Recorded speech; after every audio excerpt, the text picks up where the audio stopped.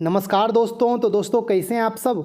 दोस्तों कुछ दिन पहले आपको बताए थे कि DSSB में अच्छा खासा वैकेंसी आया है और ये LDC और स्टेनोग्राफर दोनों पोस्ट के लिए है। यदि आप लोग इंटरेस्टेड हैं तो इसका अप्लाई कर सकते हैं। इसका अप्लाई 9 जनवरी से स्टार्ट हो जाएगा। ओके, आपको कुछ इंपॉर्टेंट पॉइंट्स भी बताए थे तो उसी के आगे आज आपको डिटेल्स में बता देते हैं कि इसका इस बार सिलेबस क्या होगा, क्या आपको अलग अलग पोस्ट वाइज अप्लाई करना है, किस तरह से अप्लाई होगा, जो अदर स्टेट के हैं दिल्ली के अलावा क्या उनको रिजर्वेशन का बेनिफिट मिलेगा, आपको सब कुछ इसमें बताते हैं। तो आप लोग इस वीडियो को लास्ट तक देखें। ओके, और इसके अलावा जो भी डाउट होगा आपके मन में आप कमेंट्स करेंगे, रिप्लाई देने का कोशिश करेंगे। ओके दोस्तों, सबसे पहले आपको बता दें कि ये जो वैकेंसी आया है वो LDC और स्टेनोग्राफर 2 तरह के पोस्ट के लिए आया है। दिल्ली गवर्नमेंट के अंतर्गत जितना भी डिपार्टमेंट है उसमें LDC पोस्ट का अलग अलग नाम है। कहीं पे LDC है, कहीं पे जूनियर असिस्टेंट है। ओके, तो आप लोग ये समझें सभी पोस्ट LDC लेवल का ही है और ये लेवल 2 का पोस्ट है। ओके, जैसा कि आपको बताए थे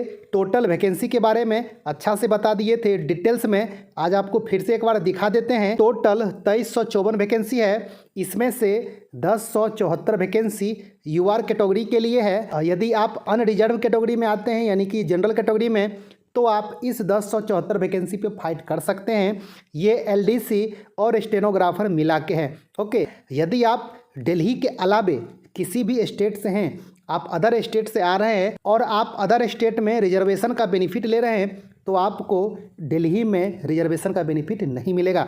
ओके, आप UR कैटेगरी के अंतर्गत अप्लाई कर सकते हैं और इस वैकेंसी में आप फाइट कर सकते हैं, कोई दिक्कत नहीं है। ओके, तो यदि आप दिल्ली के अलावे अदर स्टेट से आ रहे हैं तो आपके लिए 1000 वैकेंसी है। अच्छा खासा वैकेंसी है, इसको आप कम नहीं कहेंगे। यदि आपका प्रिपरेशन अच्छा है तो आप अप्लाई करें और एक सीट आप अपना इसमें पक्का करें। आपको LDC और स्टेनोग्राफर का प्रीवियस पेपर भी दिखाएंगे कि किस तरह के क्वेश्चन लास्ट टाइम आया था LDC का और स्टेनोग्राफर का, सब कुछ आगे आपको बताते रहेंगे। तो दोस्तों ये हो गया वैकेंसी के बारे में और अदर स्टेट का जो भी रिजर्वेशन का बेनिफिट लेते हैं उनके बारे में। दोस्तों अब आइए आपको बताते हैं इसेंशियल क्वालिफिकेशन के बारे में कि इसके लिए इसेंशियल क्वालिफिकेशन क्या रखा गया है।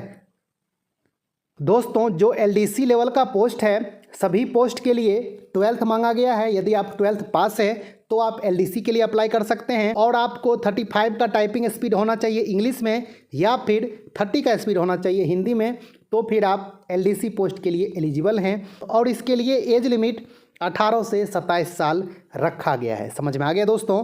और यदि आप स्टेनोग्राफर के लिए अप्लाई करना चाहते हैं तो स्टेनोग्राफर के लिए भी 12th पास ही रखा गया है। यदि आप 12th पास हैं तो आप स्टेनोग्राफर के लिए अप्लाई कर सकते हैं। शॉर्ट हैंड का स्पीड 80 और टाइपिंग का स्पीड 40 होना चाहिए इंग्लिश में। यदि आप हिंदी के लिए अप्लाई करते हैं तो हिंदी में भी शॉर्ट हैंड स्पीड 80 होना चाहिए और टाइपिंग स्पीड 35 होनी चाहिए, तो आप स्टेनोग्राफर पोस्ट के लिए अप्लाई कर सकते हैं। और ये स्टेनोग्राफर लेवल 4 का जॉब है और LDC जो है वो लेवल 2 का पोस्ट है। समझ में आ गया दोस्तों। और स्टेनोग्राफर के लिए भी एज लिमिट 18 से 27 साल रखा गया है। तो आप लोग देख लें कि आप इसके लिए एलिजिबल हैं या नहीं हैं। ओके, यदि आप एलिजिबल हैं तो इसका अप्लाई ज़रूर से ज़रूर करें, आपके लिए अच्छा रहेगा। दोस्तों अब आइए आपको बताते हैं कि आप इसका अप्लाई कैसे कर सकते हैं। क्या अलग अलग पोस्ट के लिए आपको अप्लाई करना पड़ेगा या फिर आप कंबाइंड अप्लाई कर सकते हैं, आइए आपको उसके बारे में बताते हैं।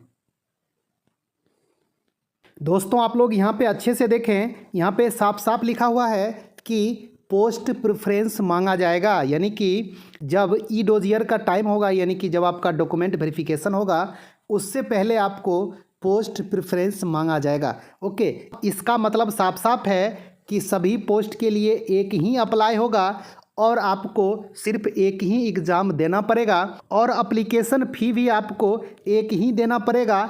अलग अलग पोस्ट वाइज इस बार अप्लाई नहीं करवा रहा है। पहले क्या होता था कि अलग अलग पोस्ट के लिए डिपार्टमेंट वाइज अलग अलग पोस्ट कोड होता था और आप जिस भी पोस्ट कोड के लिए अप्लाई करना चाहते हैं उस पोस्ट कोड के लिए आप अप्लाई कर सकते हैं। आपको अलग अलग एप्लीकेशन फ़ी भी जमा करना पड़ता था। ओके, लेकिन इस बार ऐसा नहीं किया गया है।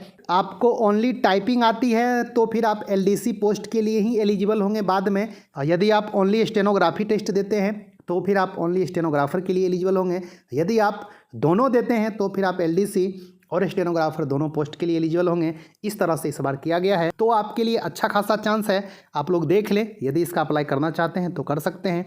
अब आइए आपको बताते हैं इसके सिलेबस के बारे में कि इस बार इसका सिलेबस क्या रखा गया है। ओके दोस्तों, यहाँ पे देखें, ये इसका सिलेबस है, सभी पोस्ट के लिए कंबाइंड सिलेबस है। इसमें टोटल 200 MCQ टाइप के क्वेश्चन होंगे। इसका जो मैक्सिमम स्कोर होगा वो भी 200 होगा। इसके लिए आपको 2 घंटा का टाइम दिया जाएगा। समझ में आ गया दोस्तों। और इस टोटल वैकेंसी के लिए जो पोस्ट कोड रखा गया वो 802/23। ओके, तो आप लोग अच्छे से इसको ध्यान में रखेंगे और जब भी आप वेबसाइट चेक करेंगे तो इस पोस्ट कोड का आप जरूर चेक करते रहेंगे कि कुछ इन्फॉर्मेशन आया है या नहीं। ओके, तो इस 200 क्वेश्चन में जीके से 35 क्वेश्चन पूछे जाएंगे, रीजनिंग से 35, मैथ से 35, हिंदी से 35, इंग्लिश से 35 और कंप्यूटर से 25 क्वेश्चन पूछे जाएंगे, यानी कि टोटल 200 क्वेश्चन पूछा जाएगा। ओके, पहले क्या होता था कि कंप्यूटर से नहीं पूछा जाता था। समझ में आ गया दोस्तों। ये सभी पांचों पार्ट से 40-40 क्वेश्चन पहले पूछा जाता था।